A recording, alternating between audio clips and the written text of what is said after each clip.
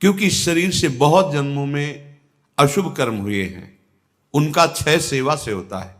प्रगट शरीर से जब हम सेवा करते हैं, इसका प्रभाव मन पर पड़ता है। जो हम क्रियाएं करते हैं उनका प्रभाव मन पर पड़ता है। यदि अशुभ क्रियाएं हैं तो मन गंदा संकल्प करने वाला मलिन होता चला जाएगा। शुभ क्रियाएं हैं तो थोड़ा पवित्र होता जाए। लेकिन आपकी शुभ अशुभ दोनों से परे क्रियाएं भगवत स्वरूप, तो आपका मन भगवत स्वरूप हो जाएगा। तब अंतर्दृष्टि खुलती है, एक एक इंद्रिय परम पावन हो जाती है। ये 7 बातें पूज्य श्री राधा बाबा आदेश कर रहे हैं, अंतर्दृष्टि खोलने के लिए है। साधक प्राणों की बाजी लगा करके भी इनका कभी उल्लंघन न करे तो 4 अनर्थों का अपने आप नाश हो जाता है। आगे वर्णन आएगा। प्रेम ही अंतर्दृष्टि है, समझो। प्रेम ये बाजारू वस्तु नहीं कि खरीद लोगे पैसा देके।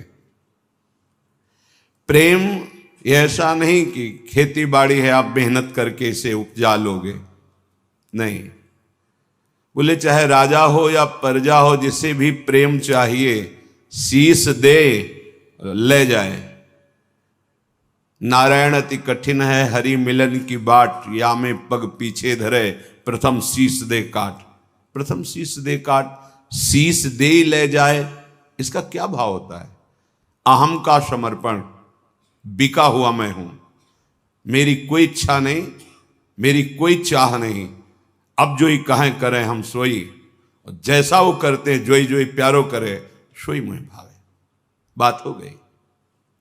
प्रेम नेत्र खुलने का अधिकारी हो गया। ये अहम ही तो नचा रहा है। ये कभी वैराग्य में बैठा लेगा, कभी तपस्या में, कभी भोगों में, कभी प्रमाद में। इसके अनुसार थोड़ी भूमिकाएं बनती हैं भक्ति की या ज्ञान की। आचार्यवाणी गुरुवाणी उनकी आज्ञा अनुसार चलने पर हृदय में भूमिकाएं जागृत होती रहती है। ये अहंकारी देहाभिमानी सुधरना ही नहीं चाहता, मनमानी आचरण करना चाहता है। मनमानी आचरणों से ही तो आज तक हम विमुख रहे, सुख से, शांति से, भगवदानंद से। दुख और अशांति, क्लेश और बंधन बार बार यही मन और बुद्धि तो दे रहे हैं। बिल्कुल सत्य बात कह रहा हूं, इसे केवल सुनना ही मत समझ लेना। पूज्य राधा बाबा के वचन। ये 7 आए बिना तुम चाहे प्रेम के प्रवचन कर लो, चाहे सुन लो, प्रेम तुम्हारे हृदय में जागृत नहीं होगा, अंतर्दृष्टि नहीं खुलेगी। श्रीपाद कह रहे हैं अंतर्दृष्टि पश्य वृंदावनस्य, अंतर्दृष्टि से वृंदावन का दर्शन होता है। हमारी देखो बाहर नेत्र तो हैं पर त्रिगुणात्मिका माया के हैं। स्त्री दिखाई देती, पुरुष दिखाई देता है, जड़ दिखाई देता है, चैतन्य दिखाई देता है, अच्छा दिखाई देता है, बुरा दिखाई, ये कुछ नहीं। यहां सब चिदानंद वपु प्रियाजू की सहचरियां और दिव्य एक पत्ते की कांति के बराबर भी महामहिम वैकुंठ नहीं है। ये वृंदावन है। वृंदावन द्युति पत्र की उपमा को कछु नाही, कोटि कोटि वैकुंठ हो तेसम कहे न जाए। क्यों कि एक एक पत्ते और फूल में मेरी लाडली जू का प्रतिबिंब पड़ता है। पत्र प्रसून बीच प्रतिबिंब ही नख सिख प्रिया जनावे। कहां? वैकुंठ में। वो सुख तो सखाओं को भी अच्छा नहीं लगा वैकुंठ का। फिर नित्य प्रिया प्रीतम के अंग सेवी सहचरी भाव अलग।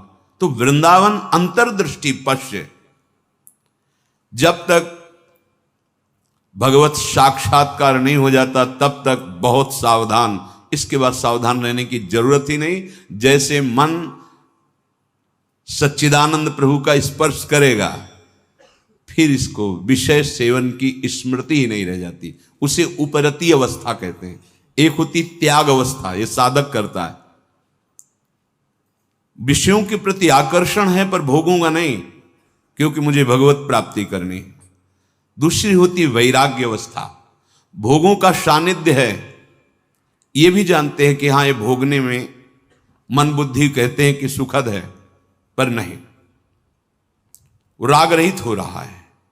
और एक स्थिति आती है कि भोग सामग्री सानिध्य है, ये भोगने वाली चीज, इसकी स्मृति खत्म, जैसे विष्ठा देख करके भोगने की खाने की इच्छा नहीं होगी, वमन देखकर खाने की इच्छा नहीं होगी, मलवत, वमनवत, विश्ववत, ऐसे यहां से लेके ब्रह्मलोक तक के भोगों का उसे त्याग हो जाता है, जिसे उपरति कहते हैं। भोग सामग्री है, भोगने की इच्छा ही नहीं है, ये बोध भी नहीं रहता कि ये भोगना चाहिए, क्योंकि अखंड स्मृति जागृत हो गई आराध्य देव की। पहला, उपासक को शांत लक्षण धारण करना है। काम आ रहा है, क्रोध आ रहा है, कोई गाली दे रहा है, विक्षेप हो रहा है, प्रतिकूलता आ रही, अपमान, अनुकूलता आ रही, सम्मान। शांत का मतलब ना हर्ष न शोक, गंभीर, अंदर से गंभीर शांत। पहला लक्षण अंतर्दृष्टि खोलने के लिए सिद्धांत में भी वर्णन, शांति, रव्यर्थ कालत्वम विरक्तिर्मान शून्यता। शांति, अपने प्रति कोई बार बार अपराध कर रहा है, शांत। न शरीर से दंड, न वाणी से दंड, न मन से दंड देने का संकल्प, क्योंकि सब में मेरा प्रभु विराजमान है। बिल्कुल ध्यान से बाबा ने कहा, ये बिल्कुल सत्य सत्य बात कह रहा हूं। प्राणपन से इन सातों बातों का निर्वाह करोगे तो अंतर्दृष्टि खुल जाएगी। प्रेम, यदि आप थोड़ा भी प्रमाद करेंगे तो इनको धारण नहीं कर पाएंगे। पहला ही है शांत, भाव देश में भी पहला है शांत। शांत दास्य शक्य वात्सल्य कांता सहचरी। शांत हमारे भगवान का स्वरूप है, शांताकारम, शांत। समझो, वाणी शांत, मन निसंकल्प, कोई चाह नहीं, स्थिति यहां पहुंचनी। शांत का स्वरूप ये, न शोचति न कांक्षति, समः सर्वेषु भूतेषु मद भक्तिम लभते पराम। मेरी भक्ति का परम लाभ, पराभक्ति का स्वरूप ये, कोई चाह नहीं, कोई चिंता नहीं, कोई भय नहीं, कोई शोक नहीं, ब्रह्मभूता प्रसन्नात्मा, हर समय अखंड प्रसन्नता। देखो भक्त कैसा शांत होता है। परीक्षित जी महाराज गर्भ से ही भगवान के परम प्रिय भक्त हैं। भगवान ने गर्भ में ही रक्षा की। जब ये उत्तरा जी के गर्भ में थे, अश्वस्थामा ने ब्रह्मास्त्र संधान किया। कितनी बुद्धि बिगड़ गई थी। गर्भस्थ शिशु की हत्या सबसे बड़ा पाप होता है। भ्रूण हत्या, गर्भ हत्या, ये बहुत बड़े पापों में आता है। इतना बड़ा विद्वान क्रोध के वशीभूत होकर ब्रह्मास्त्र का संधान, कि पांडवों का वंश ही विनाश कर देंगे। उत्तरा ने किसी अन्य का आश्रय नहीं लिया। जैसे द्रौपदी जी से चूक हुई, पतियों का आश्रय, सभा में बैठे हुए महापुरुषों का आश्रय, भुजाओं का आश्रय, दांत का, उत्तरा ने नहीं। जे ही देखा कि जाजुल्यमान ब्रह्मास्त्र गर्भ नष्ट करने के लिए आ रहा है, हाथ उठाया और तुरंत भगवान का, हे करुणा निधान गोविंद। पूरा शब्द नहीं हुआ, भगवान गर्भ में ही प्रकाशित हो गए, आसपास गर्भ की रक्षा कर रहे हैं। परीक्षित जी गर्भ से ही भगवान के भक्त हैं। अधर्म का धन कोई भी हो बुद्धि भ्रष्ट कर देता है, बहुत इससे बचा जाता है। आप इससे समझिए अधर्म के धर्म का कितना प्रभाव होता है। जबरदस्ती बलात् राजाओं को जीत करके वैभव छीनना, यह स्वभाव था जरासंध का।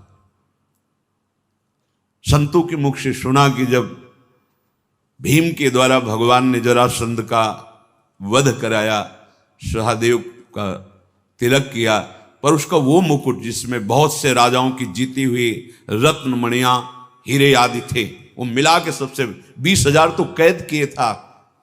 जैसे पशुओं की बलि देना हो, ऐसे वो बलि देने के लिए 20,000 राजाओं को। वही मुकुट एक दिन परीक्षित जी अपने मस्तक पर धारण किए। धारण करते ही शिकार खेलने का मन हुआ, चल पड़े शिकार। इतनी प्यास असह्य हो गई कि ऋषि आश्रम में गए। वो समाधिस्थ थे, अपने स्वरूप में स्थित थे। कोई है आश्रम में, मुझे बहुत प्यास लगी है। वहां तो समस्त इंद्रियां, मन बुद्धि सब चेष्टा रहित है, भगवत स्वरूप में एकदम डूबे हुए, बाहर से शांत एकदम, कोई चेष्टाएं न सुना रही न दिखा रही, कोई इंद्री काम नहीं करेगी, क्योंकि सौम अवस्था को प्राप्त समाधिस्थ महापुरुष। पता नहीं कैसे ऐसी बुद्धि बदल गई इतने बड़े महाभागवत की, उपेक्षा करके बाहर निकले, देखा एक मरा हुआ सर्प पड़ा था, ऐसे धनुष की नोक से उठाया और ऋषि के गले में डाल दिया। महत अपराध है। साधु का उपहास या इस तरह की चेष्टाएं, उनको इसका भी पता नहीं चला, तो शांत अपने स्वरूप में स्थित हैं। कुछ ब्रह्म ऋषि कुमार देखे कि राजा परीक्षित अंदर गए थे, बाहर गए तो कोई बात ही क्या, वहां गए तो देखा समाधिस्थ थे, उनके गले में मरा हुआ सर्प। तो ऋषि कुमार दौड़ते हुए श्रृंगी ऋषि जहां स्नान कर रहे थे वहां गए और कहा, राजा परीक्षित ने बड़ा उपहास किया आपके पिताश्री का, एक मरा हुआ सर्प गले में डाल दिया। इतनी बड़ी सामर्थ्य कैसे कि समाधिस्थ मेरे पिता का अपमान। तो क्या उन्होंने समझ लिया कि राजाओं के पास ही बल होता है, ब्रह्म ऋषियों के पास बल नहीं होता? नौ किशोर अवस्था है श्रृंगी ऋषि की, उसी जल से आचमन किया और कहा आज मैं दिखाता हूं कि ब्रह्म ऋषियों का बल क्या होता है। इसने मरा हुआ सर्प मेरे पिता के गले में डालकर एक ब्रह्म ऋषि का अपमान किया। मैं शाप देता हूं, आज के 7वें दिन तक्षक सर्प इसे डसेगा और कोई त्रिभुवन में नहीं बचा पाएगा। ऐसा ही हुआ और दौड़ करके आए और पिता के गले में लग गए। जब वो बहुत देर लिपट के रोए से तो धीरे धीरे वृत्ति बाहर आई। क्या हुआ, क्यों रो रहे हो? उनका ये परीक्षित आए हुए थे और आपके गले में मरा हुआ सर्प डाला, आपका अपमान किया। नहीं नहीं, देखो इसमें क्या अपमान होता है? गलती तो हमसे हुई, राजा भगवान का स्वरूप होता है। वो आए थे आश्रम में, अर्घपाद आदि देते, उनको जल पिलाते, उनकी सेवा करते, वो हमारे संपूर्ण प्रजा का शासन करते हैं, सेवा करते हैं, रक्षा करते हैं। हमसे गलती हो गई, रोना नहीं चाहिए। तब किसी ऋषि कुमार ने कहा ये रोए ही नहीं है, इन्होंने शाप भी दे दिया है। नहीं नहीं, निरपराध राजा को शाप कैसे दे दिया? क्या शाप? 7 दिन में तक्षक काटे। गजब कर दिया तुमने। अरे हमसे पूछ तो लेते। अभी ब्रह्म वाक्य हैं, इतने बड़े ब्रह्म ऋषि, वो भी नहीं काट सकते। अपने शिष्यों को भेजा जाओ और परीक्षित को सूचना दे दो, कोई उपाय कर लो अपने परम कल्याण का, 7 दिन में तक्षक सर्प आएगा और डसेगा। जे ही जाके वहां परीक्षित ने मुकुट उतार के ये क्या मेरे से, ये क्या हो गया? मुझे दंड मिलना चाहिए। बहुत पश्चाताप करें, ऐसा उपहास कैसे कर दिया, ऐसा अपराध कैसे कर दिया। इतने में वो शिष्य पहुंचे और कहा महाराज आपने जो गले में सर्प डाला, बालक होने के कारण श्रृंगी ऋषि ने आपको शाप दे दिया है। निश्चित आपको 7वें दिन महाभयंकर विषधारी तक्षक आएगा और डसेगा, आपको कोई नहीं बचा सकता। आप उपाय कर लीजिए भगवत प्राप्ति का। बहुत हृदय शीतल हुआ। वर्णन है, एकदम हृदय में शीतलता हुई, प्राश्चित हो गया। तत्काल सर्वस्व का त्याग, सम्राट पद पर जन्मेजय का तिलक और गंगा के किनारे का। 7 दिन तक भगवान सुखदेव जी के द्वारा गाई हुई भगवत चर्चा श्रवण की और बीच में प्रार्थना की थी कि भगवान आप चिंता मत कीजिए, ये भूख और प्यास मुझे अब परास्त नहीं कर सकती।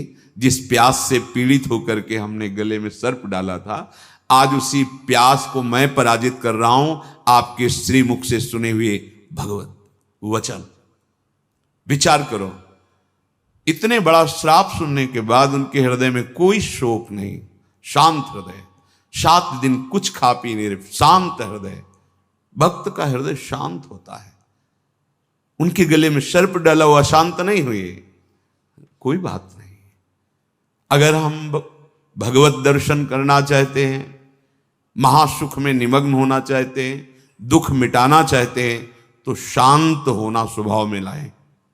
अशांत स्वभाव नहीं। अशांत से कुतः सुखम, अशांति अगर हृदय में होगी तो बहुत पाप बन जाएंगे, कड़ुआ बोलोगे, गंदे आचरण बन जाएंगे, हिंसा आदि दोष भी उत्पन्न हो सकते हैं।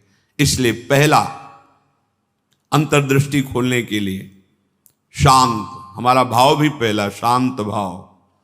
ये मार्ग का पथिक भी शांत मार्ग का पथिक है। शांत शब्द को पकड़ो, अशांति अंदर से है दबा लो, नाम जप कर रहे हो ये सब मिट जाएगी। बाहर से तुम्हें पहले शांति लानी, बाहर की क्रियाओं में किसी भी तरह से किसी द्वंद्व में तुम्हें अशांत नहीं होना है। वो तभी हो सकता है जब आप लक्ष्य बना लियो भगवत प्राप्ति, तभी सह सकते हो, कोई बात नहीं। भगवान इसकी बुद्धि में बैठ करके हमारे को सहनशीलता सिखा रहे हैं, इसीलिए निंदा कर रहा है, अपमान कर रहा है, अवहेलना कर रहा है। भगवान के द्वारा प्रेरित है या कोई कर्म हमारा क्षय हो रहा है, शांत। दूसरा है आराध्य देव के भजन के सिवा कोई भी एक क्षण व्यर्थ न जाने पावे। अव्यर्थ कालत्वम, कबहू काल वृथा नहीं जाए। सेवक जी महाराज पकड़ो, अंतर्दृष्टि प्राप्त महापुरुष ही जीवन मुक्त कहा जाता है।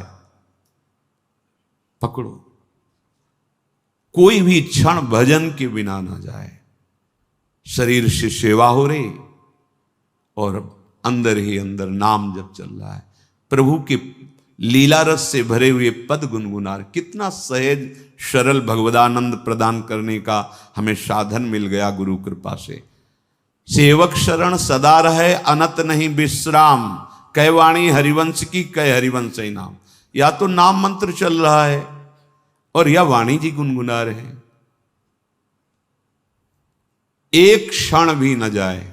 देखो, प्रयास करो, गुरु कृपा बल में ऐसी सामर्थ्य है, अहंकार में नहीं। एक क्षण भी भजन के बिना ना जाए, अंतर्दृष्टि तभी खुलेगी। तीसरा, ये विश्वास कर लो, संसार के किसी भी भोग में सुख नहीं है। कभी तुम्हें तृप्ति नहीं मिल सकती, क्योंकि है ही नहीं। ये भूत के लड्डू हैं, चाहे जितना खा लो पेट नहीं भरेगा, और ना खाओ तो ललचाते रहो। इसलिए तुम्हारा ललचाना ना हो, नाम जप करो।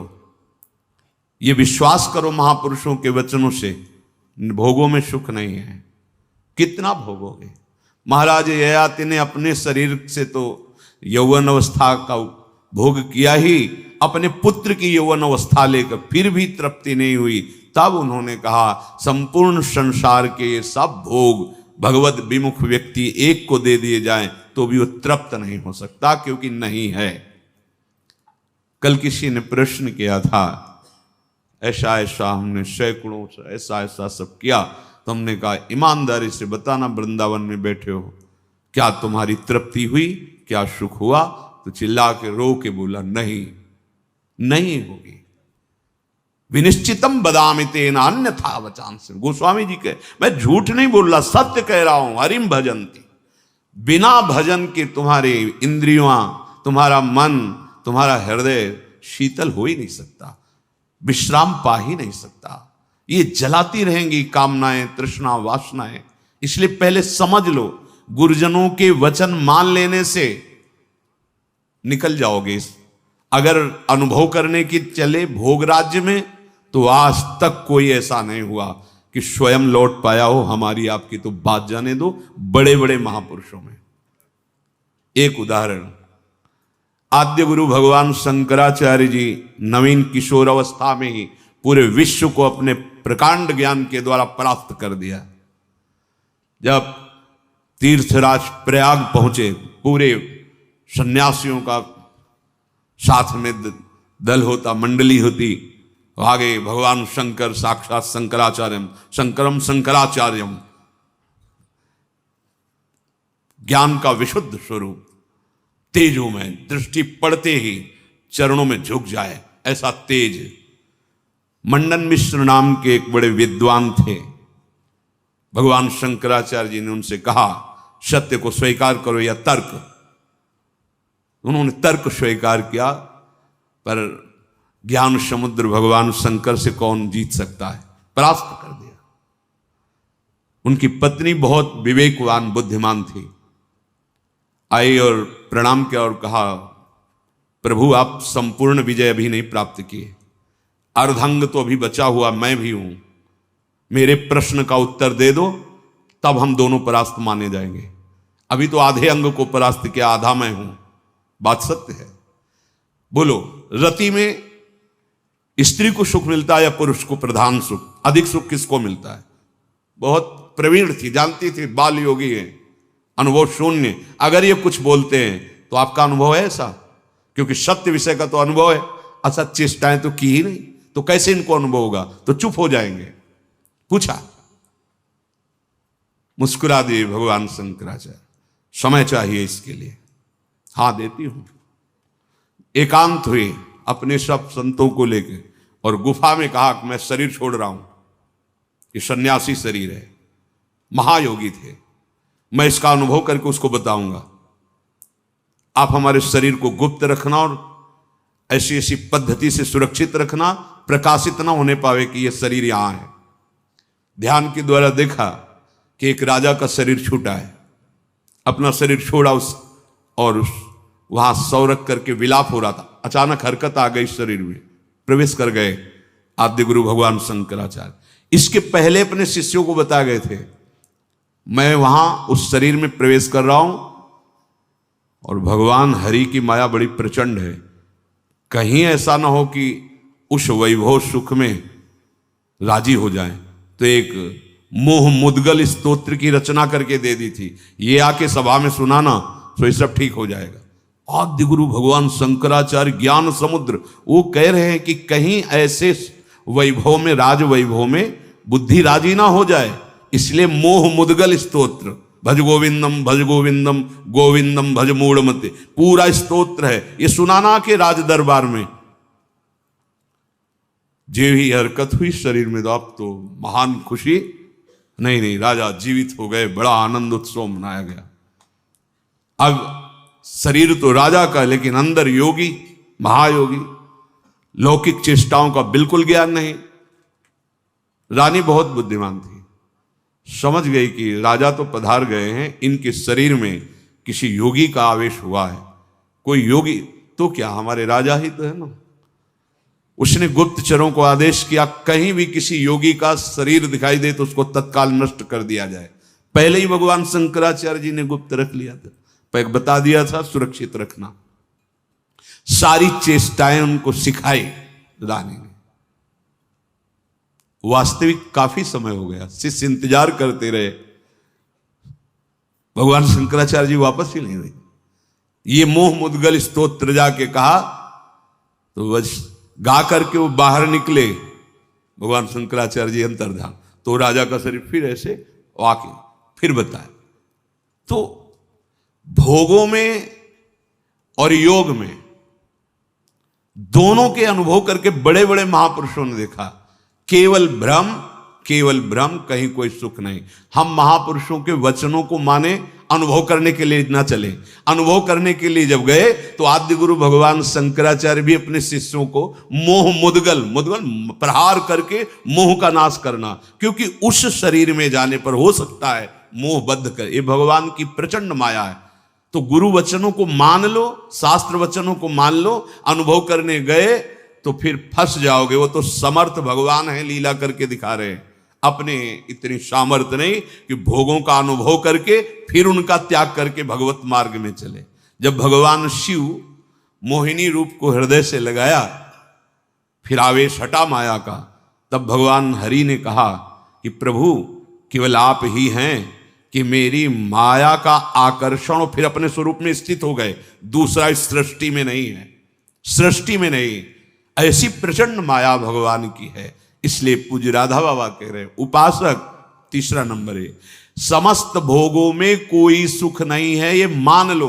केवल शरीर यात्रा के लिए या अपनी धर्म पूर्ति के लिए, आप गृहस्थ में हैं तो धर्म पूर्ति के लिए, संतानोत्पत्ति के लिए वो आज्ञा शास्त्र की है, वो निष्पाप क्रिया है, वो आपको आगे बढ़ाएगी।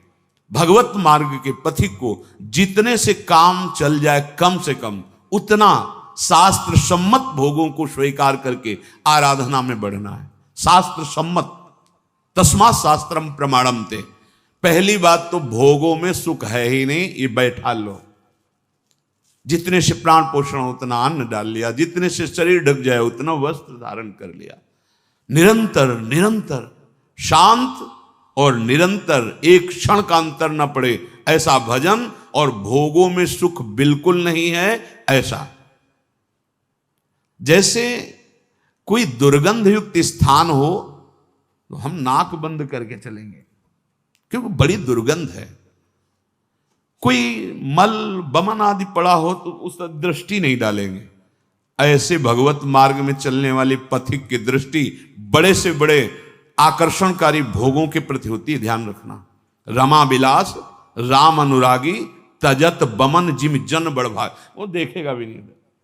ऐसे अगर आप किसी भी दृश्य को प्रियता से देखते हैं मोबाइल में, या ऐसे छुप के देख रहे हैं, भाई सामने तो देख नहीं सकते तो किसी ऐसी जगह खड़े जहां से शरीरों का आकर्षण देख रहे हैं, अपने आप का नाश कर रहे हैं, वो संस्कार बन रहे, तुम्हें गिराएंगे, यहां नहीं तो कहीं गिरा देंगे, आज नहीं तो कल गिरा देंगे। बहुत सावधान। ये तीसरा है, किसी भी भोगाकर्षण से हम प्रभावित ना हो। जब दूसरा चलेगा तो तीसरा ही आ जाएगा। निरंतर भजन और ये सावधानी, निश्चित निश्चित। हमें अच्छा लगा जब उससे पूछा, वो खुद वर्णन कर रहा था ऐसा ऐसा ऐसा। हम कहा क्यों गंदी बातें सुने, पर इसलिए कि इससे लाखों लोगों का भाव शुद्ध हो सकता है। उससे पूछा तुम्हें क्या मिला, सुख मिला? तो उसने कहा नहीं, और रो पड़ा चिल्ला के। बस मान लो ये बात, इन गंदे चेष्टाओं में कभी सुख नहीं, कहीं सुख नहीं। केवल तुम मृत्यु का वर्ण कर रहे हो, अपने जीवन को नष्ट कर रहे हो। शास्त्र सम्मत भोग वैराग्य प्रदान करके मोक्ष प्रदान करते, धर्म अर्थ काम मोक्ष। अगर आप मनमानी आचरण करेंगे, मनोरंजन करेंगे, तो आप कोई भी हो, कहीं भी हो, नष्ट हो जाएंगे।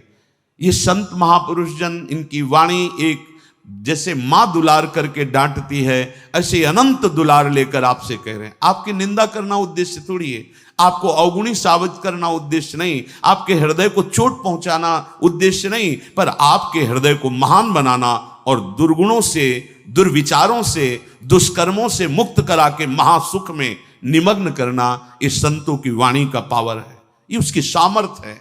आप उससे कटु वचन न माने, उपहास या अवहेलना न माने। जैसे हम चाहे जो रोग हो डॉक्टर के सामने पेश करते हैं, ऐसे ही बड़ी कृपा है उनके ऊपर जो अपने अवगुणों को अवगुण मान रहे हैं और उनसे दूर होना चाहते हैं। ये कोई आश्चर्य में बात नहीं, क्योंकि भगवती माया बहुत बलवती है। भगवत विमुख कुछ भी करा सकती माया। जो भगवान नाम जापक वहां होश में रहती माया, क्योंकि वो स्वामी का नाम जप कर रहा है और प्रभु की शरण में है। अगर उपासक के हृदय में भोगों से घृणा नहीं आई है तो अभी उपासना का रंग नहीं, नाम जप नहीं चल रहा पक्का। हृदय की बात कहता हूं। आप देखो, एक दिन चला के नाम देखो, 24 घंटे जलन पैदा हो जाएगी। अगर कोई आपसे बात करना चाहेगा, कुछ देखना, कुछ सुनना, कुछ बोलना, ये जहर लगने लगेगा आपको। देखो तो करके। अब आप मनोरंजन में लगे हो, किसी तरह समय कट रहा है, खाया पिया मौज मस्ती, ये जीवन ऐसे व्यतीत करने लायक नहीं। बड़ा दिव्य जीवन है। मानव देह पशुवत थोड़ी आचरण करना है। दिव्य दैवी सद्गुणों से युक्त होकर आप चाहो नारायण बन सकते हो, आप साकेतपुर जा सकते हो, आप शिव स्वरूप कैलाश में जा सकते हो, आप जो भाव चाहें दिव्य भाव में। ये जन्म मरण का दुख भोगते भोगते तुम्हें ऊबना नहीं आया। एक संकट कोई निवृत्त करने के लिए मारा घूमता है, यहां चले जाए वहां चले जाए, और नाम गरज रहा है हर दुखों को मिटाने के लिए। कहीं जाने की जरूरत नहीं। राम कृष्ण हरि जो नाम प्रिय, राधा राधा राधा, सर्व मंगल होता चला जाएगा। बार बार इसीलिए कह रहे हैं, नाम जपत मंगल दिशि दसहु। कहीं भी जाओगे तुम्हारा मंगल ही होगा, नाम चल रहा है। नहीं, ये भोगा शक्ति बहुत ही प्रबल है, विचार करने का अवसर नहीं देती, भ्रष्ट कर देती है। नाम चल रहा है, इसकी ताकत नहीं कि गिरा सके। चौथी बात, मन में अपने अंदर मान का बिल्कुल भी प्रभाव न रह जाए, अंतर्दृष्टि खुलने के लिए।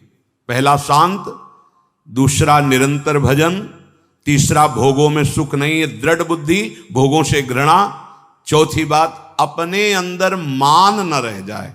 अगर मान है तो परम पद में आरूढ़ होने के लिए सबसे पहला त्याग इसी का किया गया है, निर्मान मोहा जित संग दोषा। पहले मान रहित, सबहि मान प्रद आप अमानी। मान अगर है तो फिर परमार्थ मार्ग का पथिक, और संसार में मान के लिए ही सब कुछ किया जाता है, और परमार्थ मार्ग इससे उल्टा है, मान की धज्जियां उड़ा दी जाती हैं। सम्मानम कलयाति घोर गरलम, ये घोर हलाहल विष है। अगर अध्यात्म की ऊंचाई पर चढ़ना है तो सम्मान की धज्जियां उड़ा दे, अंदर से कभी स्वीकार न करे, सबके चरणों में नमन करे। वो साष्टांग कर रहा है, पंचांग कर रहा है, बलिहारी उसकी श्रद्धा है, वो सबके हृदय में विराजमान भगवान को प्रणाम कर रहा है, गुरु प्रदत्त वेश को प्रणाम कर रहा है। हम तो दास हैं उनके चरणों में। सम्मान स्वीकार करना, ऐसा अधिकार केवल भगवान को या भगवत प्राप्त महापुरुष को, ये अधिकार है अपने जैसे दासों का।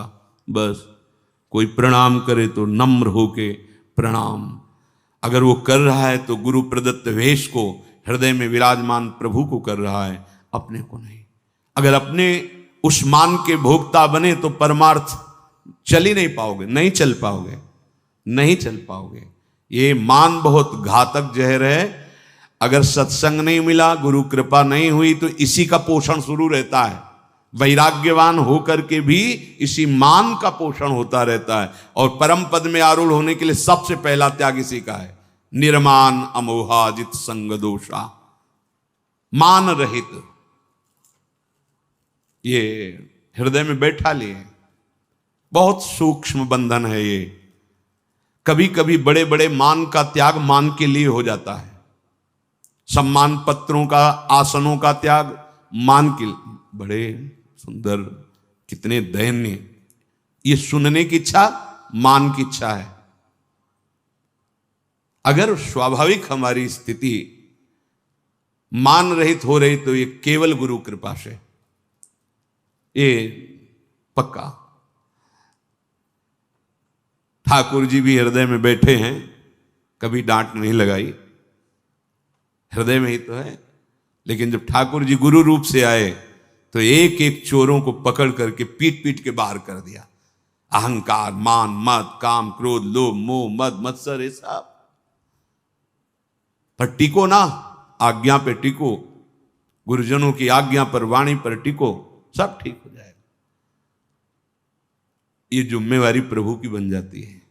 योगक्षेमम वहाम्यहम, अप्राप्त को प्राप्ति कराना और प्राप्त की रक्षा करना। आप अनन्य चिंतयन्तो माम, अनन्य होकर केवल चिंतन करो, संभाल लेंगे। मान को स्वीकार मत करो, मान को स्वीकार न करो। शरीर स्वस्थ है, कोई प्रणाम कर रहा है, आप भी प्रणाम करो, उसकी शुद्ध है। जब बहुत लोग प्रणाम करें तो कहां तक करोगे? हृदय से सबको प्रणाम किया और अपनी स्वीकृति नहीं की कि हमें प्रणाम हो रहा है, नहीं, देहाभिमान पुनः पुष्ट होने लगेगा।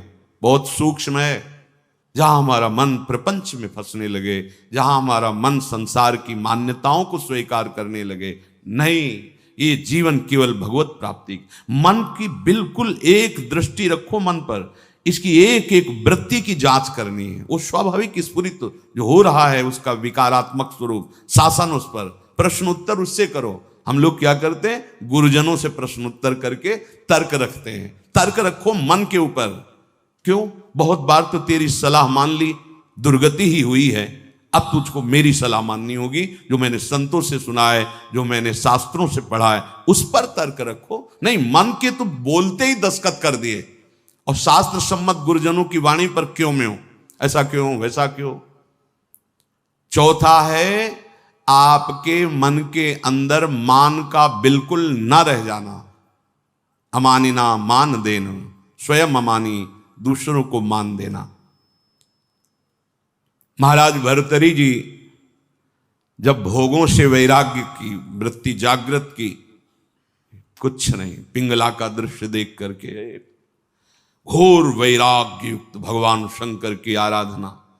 समय पर देवाधिदेव महादेव प्रसन्न हुए और कहा क्या इच्छा करते हो, वरदान मांगो। तो भर्तृहरि जी ने यही वरदान मांगा था, प्रभु कभी सम्मान से मुझे भिक्षा भी ना मिले, तिरस्कृत होकर भिक्षा पाऊं, कभी सम्मान से, मान से नहीं।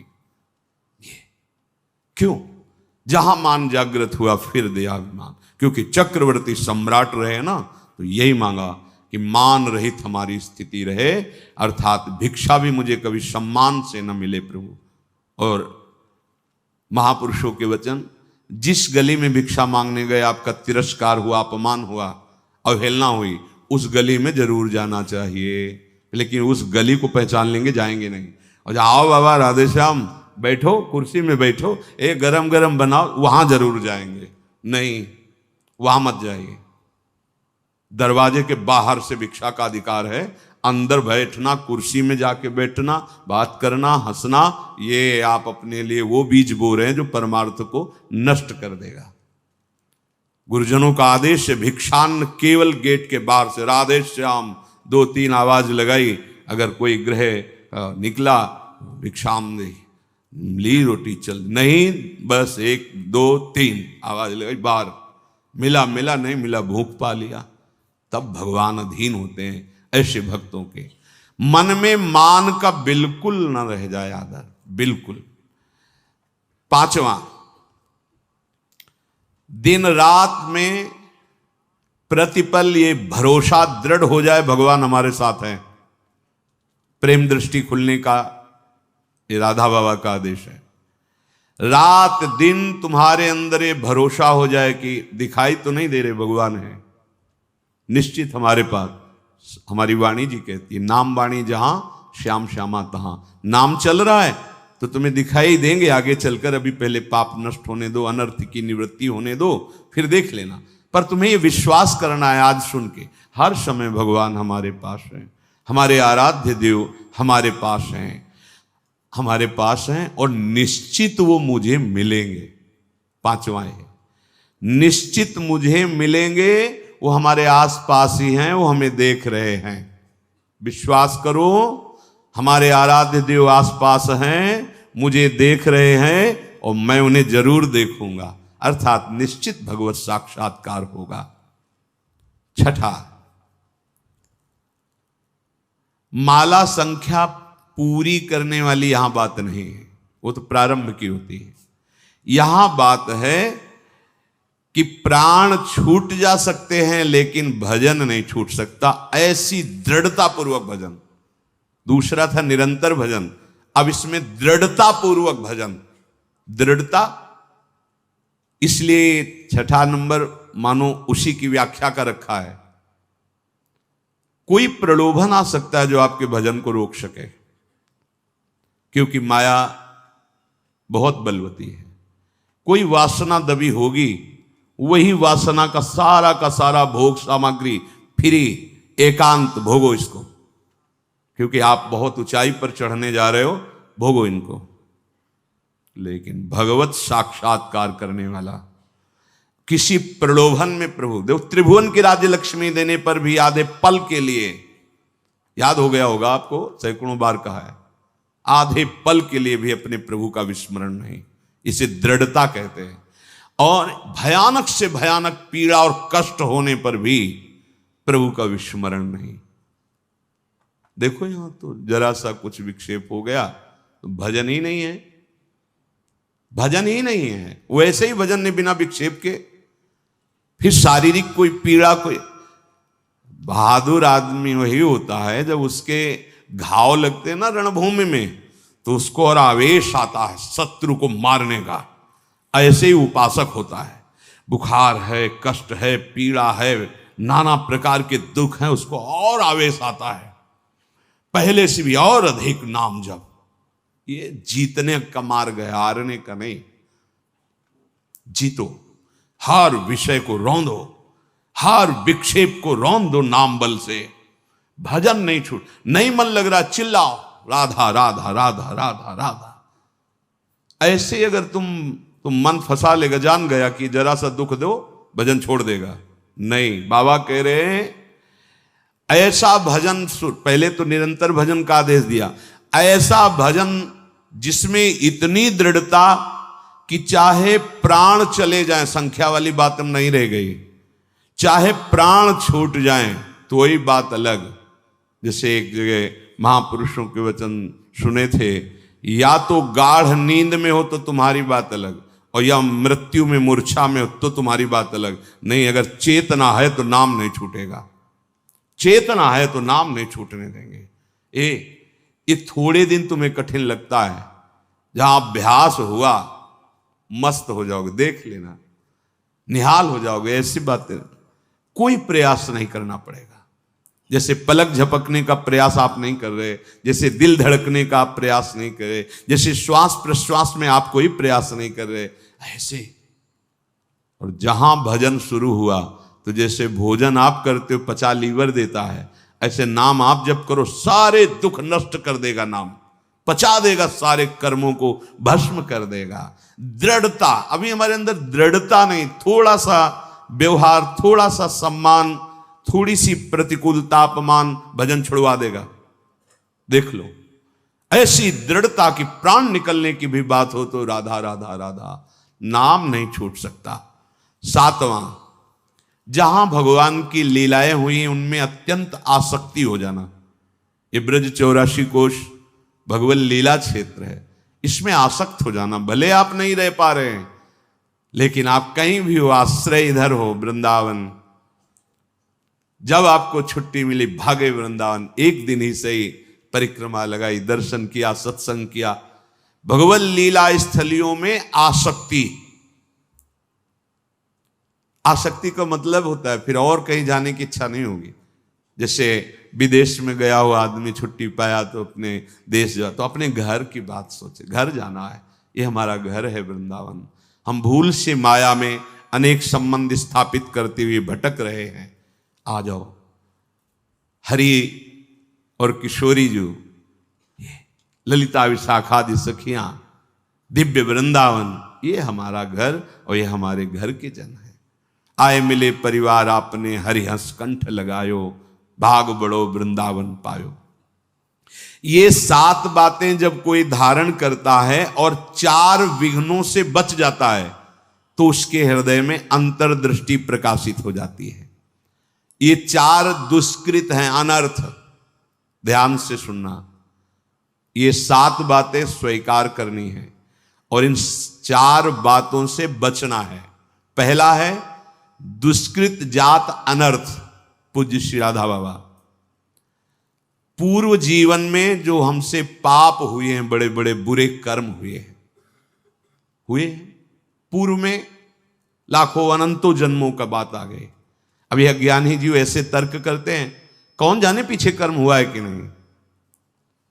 अभी नया बच्चा जो प्रकट हुआ वो किसी विद्यालय में तो नहीं गया कि शिक्षा दी गई हो, आप ऐसे करो, वो भयभीत हो जाए, मतलब जानता है भय का क्षेत्र है। मां जब दुग्ध तो पीने लगता है, इसका मतलब ये पूर्वाभ्यासी है, इसका दुलार करो, ऐसे पुचकारो, वो किलो, इसका मतलब है जानता है, इसे प्यार कहते हैं और ये इसको प्रहार कहते हैं। वो बड़ा पुरातन है, कपड़ा नया बदला हुआ है, अभी जीव नया है। कर्म भोग जब होते हैं, कई प्रश्न करते हैं कि अभी तो 10 वर्ष का बालक था, उसने इतना बड़ा पाप क्या किया, ऐसा। तुम क्या जानते हो? कपड़ा 10 वर्ष का है लेकिन पहनने वाला बहुत पुरातन है, वो भगवान का अंश है, न जाने कितने शरीरों का त्याग करते हुए पाप कर्म किए, तो वो उसको दंड मिल रहा है। महापुरुषों के वचन, ये अज्ञानी जनों के ऐसे तर्क होते, कैसे उनको समझाए। कह रहे हैं कि जो तुमने पूर्व जीवनों में पाप कर्म किए हैं, अब तुम भजन में लग रहे हो, तुम्हारा अंतिम जन्म का निर्णय है कि मैं भगवत प्राप्त हो जाऊं, अब वहां से हिसाब फटाफट होगा। वो संस्कार मन पे आएंगे, तन पे आएंगे, शांत नाम जप बढ़ाते जाओ। जो भोग जितना, वो बहुत कम करके भोगवा रहे हैं भगवान, बहुत कम करके। अगर तुम्हें अपने सारे कर्मों का भोग भोगना पड़े तो हजारों करोड़ों जन्म बार बार लो और बार बार भोगो तो भी निपटना मुश्किल हो जाएगा, इतना स्टॉक है। अब इसी जन्म में थोड़ा थोड़ा करके भुगा करके अपने पास बुला लेते हैं। अत्यंत कृपा है। जो भी दुष्कृत जात अनर्थ तुम्हारे जीवन में आएगा, दो प्रकार से, एक दंड रूप से आएगा और एक आएगा पाप कर्म कराने की प्रेरणा रूप से। ध्यान दीजिए, एक को तो भोग लेना है दंड को, दूसरा आएगा मन में बैठ करके पाप कर्म कराने की प्रेरणा देगा, पाप कर्म कराने की सुविधा देगा। अगर दूसरे को भोग लिया तो आगे फिर योनि बनने का, किसी योनि में जाने का आपने हिसाब तैयार कर लिया। समझ लीजिए, धर्म पूर्वक भोग स्वीकार की आज्ञा है। अधर्म पूर्वक जो हमारे कृत्य हुए हैं वो दो प्रकार का प्रभाव डालेंगे। पूज्य श्री राधा बाबा कह रहे, एक तो ये दंड रूप से, जैसे कोई रोग आ जाना, कोई अपमानित कर रहा है, कोई निंदा कर रहा है, आदि आदि, बड़ा तिरस्कार हो रहा, शांत तुम्हारे पाप नष्ट हो रहे। एक आता है मन में, ये अंतर का है, इतनी गंदी वासना और उसी वासना के अनुसार सुविधा, वही भोग तुम्हें मिलेगा जो तुम्हारे अंदर वासना बढ़ी हुई है। बिल्कुल नहीं, अगर त्रुटि कर दी गए, ये भारी अनर्थ पैदा कर दे। प्रायः चलन चलन सब कोई कहे, बिरला पहुंचे कोई, एक कंचन एक कामनी दुर्लभ घाटी दोए। बहुत सावधान। ये बार बार आपको भजन करते समय बुरे कर्मों की स्फुरणा बुराई की तरफ घसीटेगी। एक मिनट के लिए इससे छोड़ दो, नाम जप साधन सब चलो, एक मिनट बस वो स्मरण स्वरूप संसार की। बड़ा गजब है, एक मिनट के लिए भी से चैन नहीं है। जरा सा छूट पाई भागा संसार में, कोई न कोई पूर्व देखे हुए दृश्य, सोची हुई बातें सामने लगे। इसको अवसर, तभी इसलिए दृढ़ता पूर्वक भजन,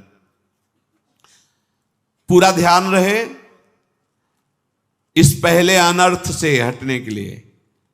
अगर हमें शारीरिक कोई दुख मिल रहा है, बाहरी व्यवहारिक दुख मिल रहा है, मुझे भगवान से प्रश्न नहीं करना, वो सर्वज्ञ हैं। उन्होंने जानबूझ करके हमारे कर्मों का नाश करने के लिए ये विधान रचा है।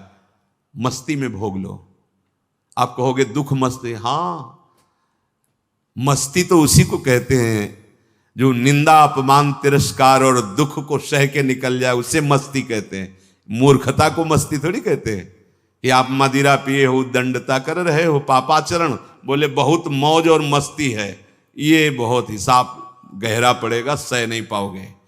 मस्ती तो उसी को कहते हैं भारी से भारी अपमान तिरस्कार दुख सह गए और निकल गए, भगवत मार्ग में आगे बढ़ गए, बलिहारी उस चरणों की, उस महात्मा की, उस साधक की जो ऐसे, उसे मस्त कहते हैं।